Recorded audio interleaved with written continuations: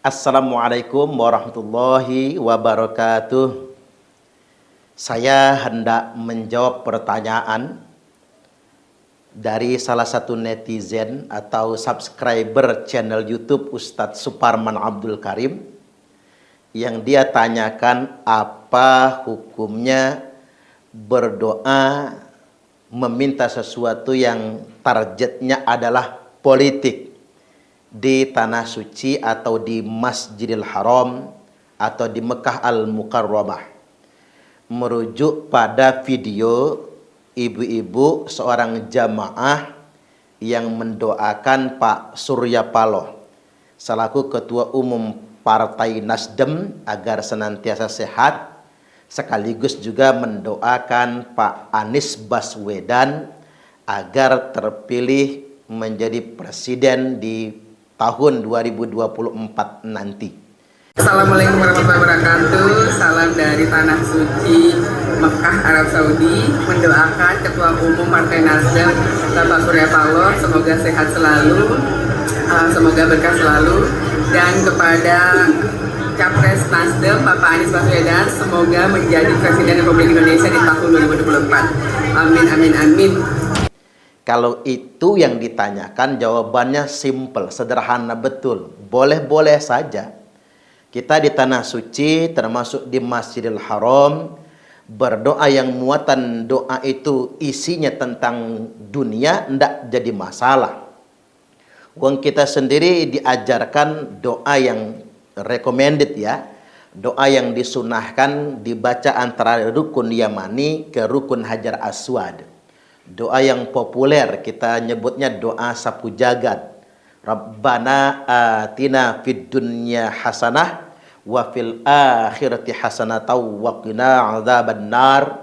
Ini jelas kan? Minta dunia yang baik-baik, minta akhirat yang baik-baik, dan meminta kepada Allah agar diselamatkan dari azab api neraka. Ketika orang meminta sesuatu yang muatannya dunia, ya boleh-boleh saja, nggak jadi masalah sepanjang itu mintanya kepada Allah Subhanahu wa Ta'ala. Ini bukan perkara yang terlarang.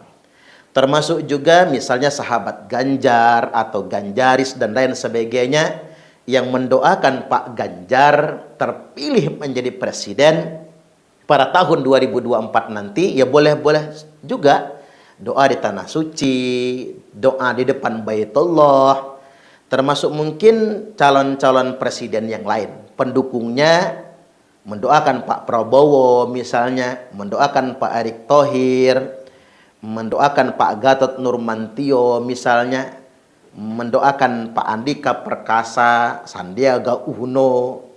Ya, termasuk juga mungkin mau mendoakan saya jadi presiden barangkali, ya sah-sah saja. Yang namanya doa ya boleh-boleh saja, nggak jadi masalah sebetulnya. Yang nggak boleh itu kan pertama kita kampanye di masjid, itu yang nggak boleh. Kampanye kan bicara tentang politik praktis. Sedangkan mengapa tidak boleh kampanye di masjid, termasuk Masjidil Haram atau masjid apapun? Karena masjid itu wilayah netral. Umat dari berbagai macam background, latar belakang afiliasi politik, atau kecenderungan preferensi politik pada kelompok politik tertentu, ya datang ke masjid, tidak ada larangan. Itulah mengapa tidak boleh berpolitik praktis di dalam masjid. Apalagi kita kiaskan dengan larangan marketing bisnis di dalam masjid. Sampai-sampai Rasulullah Shallallahu Alaihi Wasallam telah bersabda, man takallama bikalamid dunya fil masjid, barang siapa yang mempropagandakan marketing dunia di masjid, baik marketing politik namanya kampanye maupun marketing bisnis namanya jualan di dalam masjid, ahbatallahu amalahu arba'ina sanah, maka Allah akan menghapuskan segala kebaikannya, amalnya selama 40 tahun lamanya. Jadi secara sederhana saya menjawabnya, boleh-boleh saja mendoakan idola kita untuk terpilih menjadi presiden di tahun 2024 nantinya. Sekaligus juga ini pembelajaran yang harus kita pahami. Karena mendoakannya lagi umroh. Pendukung Pak Ganjar mendoakan Pak Ganjar ketika sedang umroh. pendukung Pak Anies juga begitu, pendukung Pak Prabowo juga begitu. Harus kita sadari dan betul-betul kita hayati, karena itu umroh, kita harus benar-benar memahami kalimat talbiyah. Labbaik Allahumma labbaik, labbaik la syarika laka labbaik, innal hamda wan ni'mata laka wal mulk la syarika lak. Kalau kita betul-betul memahami kalimat talbiyah, ini mesti kita maknai begini. Orang boleh berikhtiar, orang boleh berjuang untuk mencapai keinginannya, tapi hasilnya ditakdirkan oleh Allah. Tentunya kita harus menerima hasil sebagai takdir dari Allah. Jangan sampai saking cintanya dengan calon tertentu, gara-gara dia nggak terpilih kita ngambekan misalnya. Coba kita maknai kalimat talbiyah dulu. Labbaika, saya datang memenuhi panggilanmu. Allahumma, ya Allah. Ini yang harus disadari oleh semua jamaah haji maupun jamaah umrah. Kita datang ke tanah suci karena panggilan, karena undangan dari Allah, bukan karena siapa-siapa. Ingat, Allah cemburu loh. Kalau kita datang ke sana, kita punya tujuan sampingan yang lainnya. Kita datang semata-mata hanya karena Allah. Labbaika 2 kali, saya datang memenuhi panggilanmu ya Allah. Labbaika 3 kali, datang memenuhi panggilanmu. La syarika laka, tidak ada sekutu bagimu. Labbaika 4 kali, saya datang memenuhi panggilanmu. Jadi ada 4 kali kata labbaik di sini. Innal hamda, sesungguhnya segala pujian, wan ni'mata, kenikmatan, laka, milikmu ya Allah, wal mulka, begitupun kerajaan, kekuasaan. Nah, ini kata kuncinya. Jadi kekuasaan itu milik Allah, dan Allah berikan kekuasaan itu kepada siapa saja yang dikehendaki oleh Allah. Kalau orang-orang yang betul-betul memahami kalimat talbiyah, maka siapapun presiden yang terpilih itu kehendak Allah. Kita ini kadang-kadang maaf betul rusak akidah. Gara-gara calon presiden maunya kita nggak terpilih, ngamuk-ngamuk, nuduh kesana kemari, nuduh curang lah, nggak puas dengan pemilihan yang ada, dengan segala cara mencari-cari kesalahan dan lain sebagainya. Kita nggak menyadari, tidak ada satupun daun yang jatuh di muka bumi ini kecuali atas takdir dari Allah. Semua sudah ditakdirkan. Kita mesti yakin juga kan, presiden itu sudah ditakdirkan oleh Allah. 2004 sampai 2014 presidennya SBY. Kan takdir Allah. 2014 yang terpilih Pak Jokowi, takdir Allah. Tapi banyak loh yang nggak nerima Jokowi sebagai presidennya. Seakan-akan dia nggak punya iman ketika menolaknya. 2019 terpilih lagi Pak Jokowi, walaupun teriak-teriak ganti presiden. Tapi masih banyak yang belum menerima Jokowi sebagai presidennya sekarang.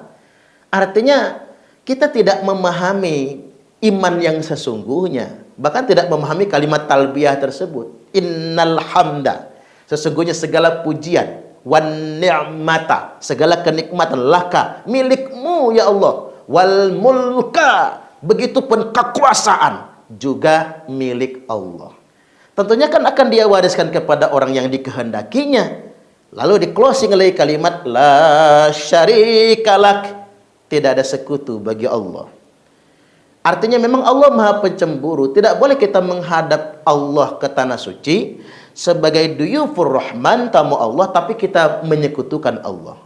Sekaligus juga implementasi dalam kehidupan kita sehari-hari, tak ada satupun yang terjadi kecuali atas takdir Allah. Sesuatu yang sudah terjadi harus kita terima. Ketika kita menolaknya, sama saja kita menolak takdir dari Allah Subhanahu wa Ta'ala.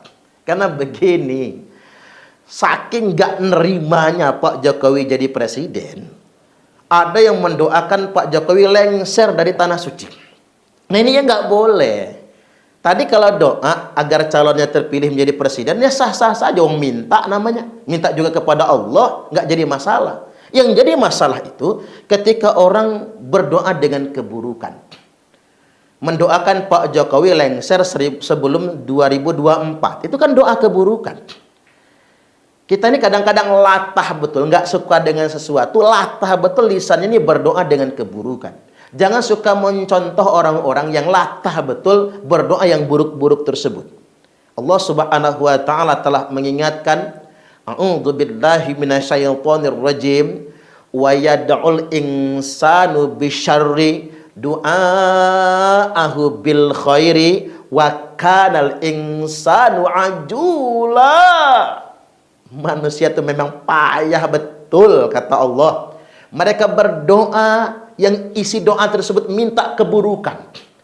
Sebagaimana gampangnya dia berdoa minta pada kebaikan, latahnya lisan doa yang buruk-buruk, seperti gampangnya lisannya berdoa minta kepada kebaikan. Wa kanal insanu ajula. Manusia memang cenderung tergesa-gesa, manusia memang cenderung melampaui batas, manusia memang cenderung tidak sabar. Kan ini kenyataan, gak boleh doa minta yang buruk-buruk tersebut, apalagi di tanah suci. Hati-hati loh, kalau yang suka doa yang buruk-buruk tersebut, nanti ada malaikat yang berdoa di dekat kita. Ketika kita berdoa dengan doa bidzahiril ghaib, mendoakan orang lain, tidak di depannya, tidak di dekatnya, kita mendoakannya, atau kita nyebutnya doa bidzahiril ghaib, bahkan tanpa sepengetahuan orang yang kita doakan, maka ada malaikat yang mengatakan di dekat kita, walaka bimitl. Kata malaikat, engkau akan seperti yang engkau doakan. Awas tuh kalau doain orang cepat mati, nanti kita malah yang cepat mati. Mendoakan orang lain sial, nah kita nanti yang sial. Orang lain belum tentu kena seperti apa yang kita doakan, tapi justru malaikat mengatakan engkau akan mendapatkan seperti apa yang engkau doakan. Jadi jangan sampai kemudian jadi latah kita ini berdoa yang buruk-buruk. Nah, kita juga harus dewasa dalam tradisi berpolitik di Indonesia ini. Jadi walaupun beda pilihan, beda afiliasi politik, nggak perlu doa yang buruk-buruk, doa saja yang baik-baik. Dan ketika memang sudah melalui proses politik yang ada sesuai dengan konstitusinya, on the right track, siapapun yang terpilih, puas atau tidak puas, kita harus terima.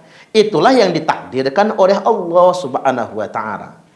Makanya sampai hari ini masih ada loh orang yang nggak nerima Pak Jokowi jadi presidennya. Alangkah lamanya dia sengsara dengan penyakit batinnya, dengan penyakit hatinya tersebut. Bahkan kemudian sampai mencaci lah, menghina, bahkan mendelegitimasi. Ngomonginnya Fir'aun lah, apalah yang dihinakan kepada presiden. Padahal Pak Jokowi adalah salah satu hamba Allah yang diberikan kemuliaan oleh Allah Subhanahu wa ta'ala untuk masuk ke Baitullah. Kan luar biasa ini, bersama keluarganya. Ya kita mah belum tentu, kita mau cium Hajar Aswad aja berebut, susahnya bukan main. Itu pun kepencet-pencet, ketumbur-tumbur, ketindih-tindih. Beliau diberi kemudahan oleh Allah Subhanahu wa ta'ala. Nah kemudian yang berikutnya, saya menangkap ada upaya mendelegitimasi. Walaupun ini tidak berhubungan ya sebetulnya, tapi cuman ingin mengingatkan, ada pihak-pihak yang coba mendelegitimasi pemerintah yang sah menggunakan bahasa-bahasa agama. Kita ini kadang-kadang nggak bisa membedakan antara zaman kemerdekaan dengan zaman penjajahan. Ketika di zaman penjajahan, agama adalah alat perlawanan. Dengan bahasa agama kita jihad fisabilillah untuk melawan penjajah Belanda maupun penjajah Jepang.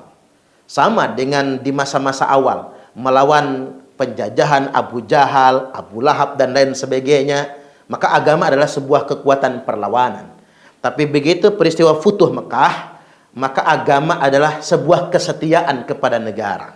Ini sama, di zaman penjajahan kita dulu melawan penjajah dengan agama, dengan jihad fisabilillah. Tapi jihad pasca kemerdekaan, di zaman kita merdeka, kita mesti bergandengan tangan, saling menguatkan. Jihad kita sekarang adalah membela negara kita.